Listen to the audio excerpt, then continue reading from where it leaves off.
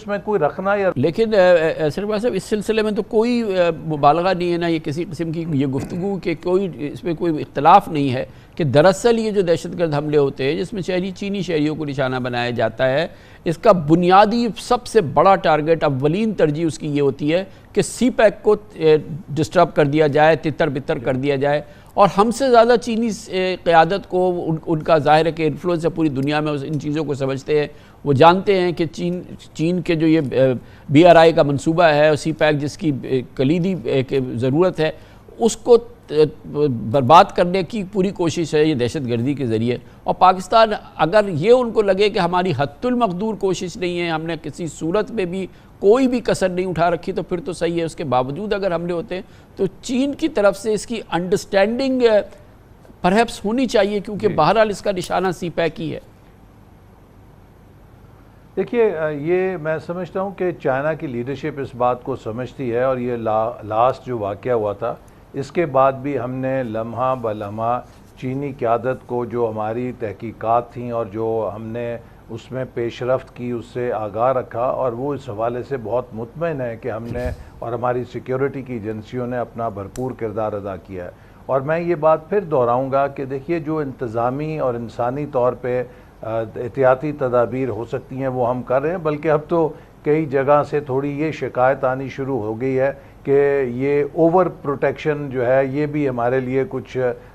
مسائل یا رکاوٹ کا ذریعہ ہے، تھوڑی نرم کی جائے. لیکن ہم اس میں ہمارے ادارے کوئی رسک نہیں لینے کے لیے تیار ہیں. تو ہم جو اس وقت سیکیورٹی ہے اس کے چیلنجز کا بھی ادراک کر کے ہر حد الوسع کوشش کر رہے ہیں. لیکن میں پھر یہ کہوں گا کہ دیکھیے، بحیثیت قوم ہمارے لیے یہ فرض ہے کہ ہم یہ بات سوچیں کہ آج کی دنیا بہت کمپیٹیٹیو ہے. آج کے جو سرمایہ کار ہیں ان کے سامنے پوری دنیا ہے. ابھی حال ہی میں کامران خان صاحب جو سوات کا واقعہ ہوا، آپ دیکھیے کہ قطع نظر اس کے کہ سی پیک ہو یا کوئی اور ہو، اگر ابھی مجھے پتہ چلا کہ وہاں پر ایک انویسٹمنٹ کے لیے غیر ملکی فرم آ رہی تھی جو وہاں پہ ہوٹل بنانا چاہتی تھی، اور وہ مناظر دیکھ کے وہ وہاں سے چلی گئی. یہ کسی ملک کے لیے بھی ممکن نہیں ہے کہ وہ کانفلکٹ کو زور دے یا اپنے ملک کے اندر لا اینڈ آرڈر کو خراب کرے اور وہاں پر پھر انویسٹمنٹ کو بھی وہ مدعو کر سکے.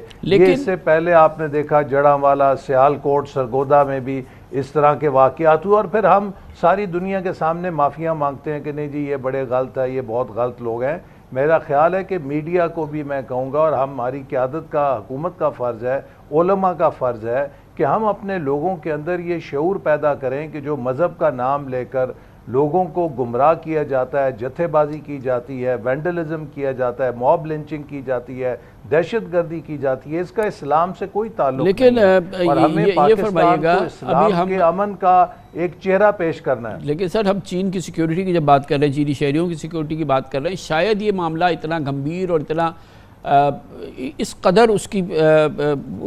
حساسیت نہیں ہوتی جو ہم آج دیکھ رہے ہیں. کہ ہم دوسرے فرنٹس پہ تو ہم سی پیک پہ کام کرتے ہیں، اپنے اکنامک زونز پہ تو کام کرتے ہیں، وہاں پہ جو ہم نے ڈیولپمنٹ کرنی ہے وہ تو ہم کرتے، ہم نے اگر IPPs کی پیمنٹ کرنی ہے وہ تو ہم کرتے.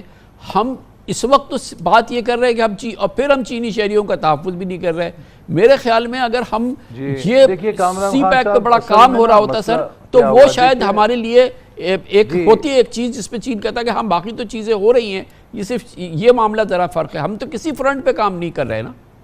دیکھیے، 2013 سے لے کے 2018 تک بھرپور سی پیک کے اوپر عمل درآمد ہوا. اس وقت تک جو $25 ارب کی پاکستان میں سی پیک کی سرمایہ کاری ہوئی، یہ سارے وہی منصوبے ہیں جو 13 سے لے کے 18 کے درمیان شروع کیے گئے. 18 میں جو تبدیلی آئی اس نے ہر پالیسی کو جو مسلم لیگ نون کے دور میں شروع ہوئی تھی اس کو ریورس کر دیا، اور اس نے ہر اس چیز کو جو ہمارے دور میں بنی تھی اس کو سکینڈلائز کر دیا. اس وقت آپ کو یاد ہوگا کہ 17-18 میں اگر آپ کراچی سے اسلام آباد کی کسی بھی پرواز میں آتے تو ہر جہاز میں 10-15 چائنیز بزنس مین آپ کو نظر آتے تھے، چونکہ پریزیڈنٹ شی نے سب کو کہا تھا کہ آپ پاکستان میں جا کے سرمایہ کاری کریں. 2018 اور 22 کے درمیان ہم نے جو ماحول بنایا جو ان کے ساتھ سلوک کیا، ایک ایک کر کے کوئی ویتنام چلا گیا، کوئی کمبوڈیا چلا گیا، کوئی لاؤس چلا گیا، نقصان ہمارا ہوا۔ ہم نے ایک بھی اسپیشل اکنامک زون میں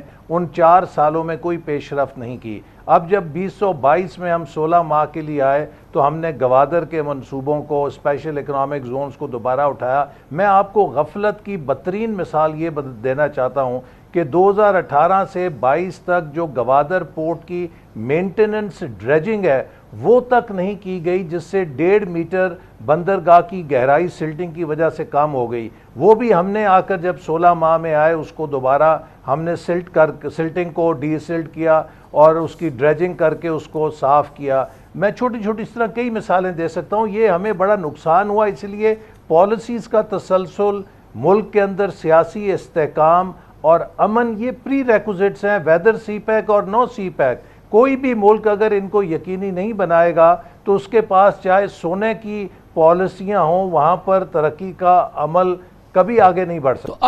اب اس پوری ایپیسوڈ کے بعد حملہ ہو گیا، اس کے بعد چلے ایک ری بلڈنگ شروع ہوئی ہے، پرائم منسٹر کا دورہ ہو گیا، آرمی چیف ساتھ چلے گئے، آپ لوگ سب گئے، ان کو بتایا سمجھایا، انہوں نے بھی بڑی فراخ دلی سے آپ کی بات سنی۔ اب انہوں نے ایک اس کے جوابی دورہ کیا، بہت ہی ہائی رینکنگ چائنیز آفیشل ہمارے پاس آ گئے، ہم نے تمام چیزیں کر لیں۔ پہلے بھی حد المقدور کوشش کر رہے تھے، اب انشاءاللہ تعالیٰ اور بھی کریں گے۔ تحفظ کرنا ہمیں اپنی جانوں سے زیادہ عزیز ہونا چاہیے، غیر ملکی شہری، چینی شہری کا۔ اچھا، یہ سب کچھ اب ہو گیا ہے، جس کے لیے اب سب کچھ کر رہے ہیں کہ سی پیک میں کوئی مٹیریل ہمیں بہترین نظر آئے، اس کی کوئی راہ دکھائیے۔ جی دیکھیے، اس کے اب جیسے آپ نے ابھی کہا کہ چائنا نے فیز 2 کے لیے 5 کوریڈورز کا خود اعادہ کیا ہے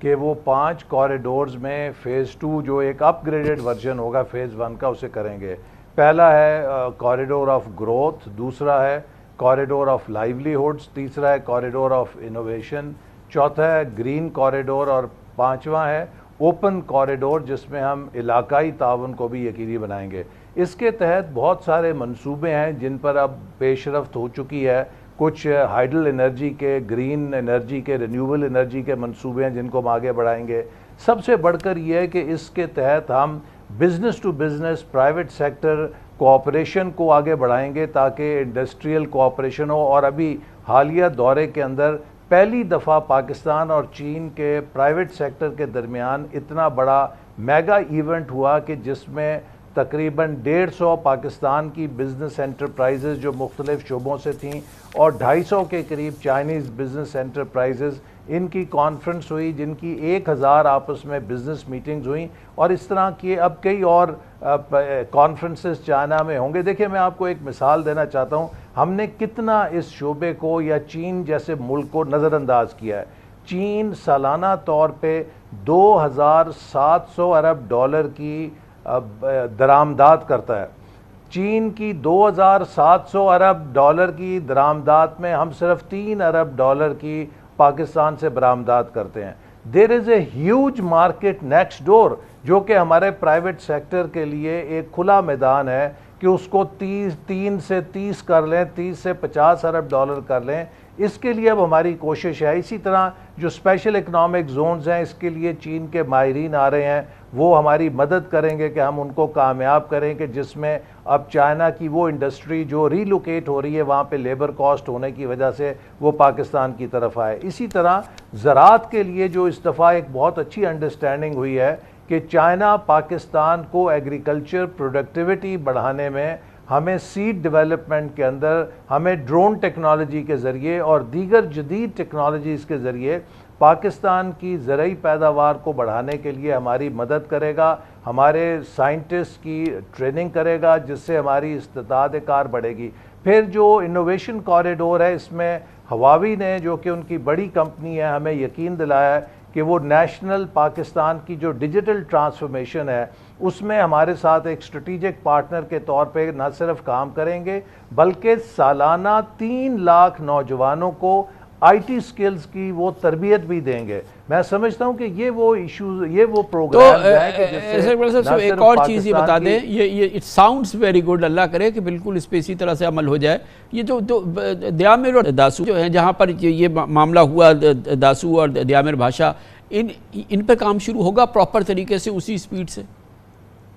جی بالکل، دیکھیے اب ہم نے یہ کیا ہے کہ جو پہلے سی پیک اور نان سی پیک سیکیورٹی کی کلاسیفیکیشن تھی وہ ختم کر کے جہاں پر بھی چینی ورکرز کام کر رہے ہیں ان کی سیکیورٹی اسی درجے پہ ہے جو سی پیک منصوبوں کی تھی، اور ان تمام جگہوں کی اب فوج کو براہ راست سیکیورٹی دی گئی ہے، اور جہاں جہاں چائنیز کی زیادہ کانسنٹریشن ہے وہاں پر ہم سیف سٹیز بھی انسٹال کر رہے ہیں تاکہ ہم بہتر وہاں پہ سیکیورٹی کے اوپر سرویلنس رکھ سکیں، اور اسی طرح کئی اور ایسے اقدامات ہیں جو میں پبلکلی نہیں بتانا چاہتا جن کو حکومت بروئے کار لا رہی ہے تاکہ بہتر سیکیورٹی کو انشور کیا جا سکے۔ بہت بہت شکریہ جناب احسن اقبال ہمارے ساتھ موجود تھے، وزیر پلاننگ منصوبہ بندی۔ کمرشل بریک، اس کے بعد پاکستان کا اس وقت سب سے بڑا چیلنج جو ابھی آپ نے پوری گفتگو سنی کہ دہشت گردی کا خاتمہ ہو، اور پاکستان میں ہر لحاظ سے جو پاکستان میں غیر ملکی شہری ہیں، خود پاکستان کے جو اثاثے ہیں وہ دہشت گردی سے محفوظ ہوں، مگر انفارچونیٹلی پچھلے چند سال اور پچھلے خاص طور پہ 2-3 سال اس سلسلے میں تباہ کن رہے ہیں۔ اب ایک اور فوجی آپریشن کی بات ہوئی ہے، آپریشن عزم استحکام، مگر اس کو رد کر دیا ہے کے پی کی کلیدی سیاسی جماعتوں نے، جو کہ ایک بہت ہی ایک منفی ڈیولپمنٹ ہے اس پوری صورتحال کے حوالے سے۔ اس کو مختلف پہلوؤں سے جانچتے ہیں ایک چھوٹے سے وقفے کے بعد۔